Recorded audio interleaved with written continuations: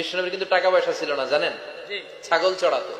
Cowboy মা মিন নাবিয়্যিন ইল্লা রাআল গানাম, ছাগল চড়াতেন। এরপরে খাদিজাতুল কুবরার স্টাফ হিসেবে, কর্মচারী হিসেবে ক্যারিয়ার শুরু করলেন। মানুষের একটা খাসলাত আছে, বেকায়দা। সেই বেকায়দা হলো তার ভালো পথে থাকলে সে উল্টা বোঝে। এই জন্য দুনিয়ার আকসার নবীদেরকে আল্লাহ পাক নবুয়ত পাওয়ার আগে ছাগলের রাখালগিরি করাইছেন। কেন? তার কারণ হলো যত প্রাণী আছে পৃথিবীতে ছাগলের মতো বেয়ারা ছাগল আর নাই। কিরকম? পরে দেখবেন ও রোদ্রের মধ্যে ছিল, ওরে রোদ থেকে আপনি ছায়া আনতে চান, বৃষ্টিতে ভিজতেছে, ওরে আপনি যেখানে বৃষ্টি পড়ে না সেই জায়গায় আনতে চান, গলা ধরে টানবেন, দড়ি দিয়ে টানবেন, কান ধরে টানবেন, দুইটা ঠ্যাং সামনে এই রকমের বাধা বেসে ওর বাপের কিরা কল্লা সেরবে তো সামনে যাবে না। ওরে আপনি নিরাপদে আনতে চান, সে দৌড়াবে এদিকে, ওদিকে যাবেন সে যাবে সেই দিক, আপনি যাবেন সামনে সে যাবে পিছনে। এই জন্য ছাগল পালা খুব ধৈর্যের দরকার। নবীদেরকে নবুয়ত পাওয়ার আগে ছাগলের রাখালগিরি আল্লাহ করাইছেন, কারণ এরপরে তোমাদেরকে রাখাল হতে হবে এমন একটা জাতের যারা এই ছাগলের চাইতে বেকায়দা। তারা কারা? এই মানুষ।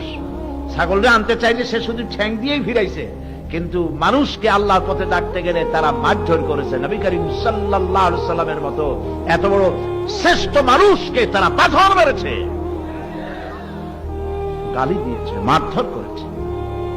এই জন্য হযরত লোকমান বলছেন, ওয়াসবির আলা মা আসাবাক, যখন তোমার উপর বিপদ আসবে, এই সমস্ত কাজ করতে গেলে মানুষে গালি দেবে, আজে বাজে কথা বলবে, নানান রকমের গালিগালাজ করবে, ইট মারবে, পাথর মারবে, ইত্যাদি করবে। ওয়াসবির আলা মা আসাবাক, এই জন্য তুমি ধৈর্য ধারণ করো। ইন্না যালিকা মিন আজমিল উমুর, আর এই কাজটা হচ্ছে অত্যন্ত সাহসিকতার কাজ। এই কাজ কারা করতে পারে? যাদের সিনা শক্ত, মজবুত, যারা নাকি ডিভোটেড, কমিটেড আল্লাহর দ্বীনকে জমিনে প্রতিষ্ঠার জন্য, আল্লাহর হুকুমকে, নবীর ইতাআতকে প্রতিষ্ঠার জন্য যারা জীবন দিতে প্রস্তুত, এই সব কাজ তাদের জন্য। এসব কাজ কাফুরদের জন্য না। মিষ্টি, হালুয়া, রুটি, হাদিয়া, তোহফার পাগল যারা, এই সব কাজ তারা করতে পারে না, এই সব কথাও তারা বলতে পারে না। এই জন্য শাইখুল হাদিসের মতো লোকের দরকার। পুলিশ মারছে এই ধরনের মিথ্যা কথা বলে জেলখানায় পাঠাইছে, উনি জালিমের সাথে জেলের থেকে বেরোবার জন্য আপোষ করেন নাই, জেলের মধ্যেই ছিলেন। এরকম হইতে হবে সাহস। আমি যা বলেছি কোরআন হাদিস জেনে বুঝে যা বলেছি, হক বলেছি। সুতরাং আমি আমার স্থান থেকে, আমার বক্তব্য থেকে আমি সরে যাব না। আমার জীবন যেতে পারে, আমি আদর্শচ্যুত হব না। ইন্না যালিকা মিন আজমিল উমুর, এটাই হচ্ছে সেই বক্তব্য আল্লাহ পাক শিখাই দিলেন।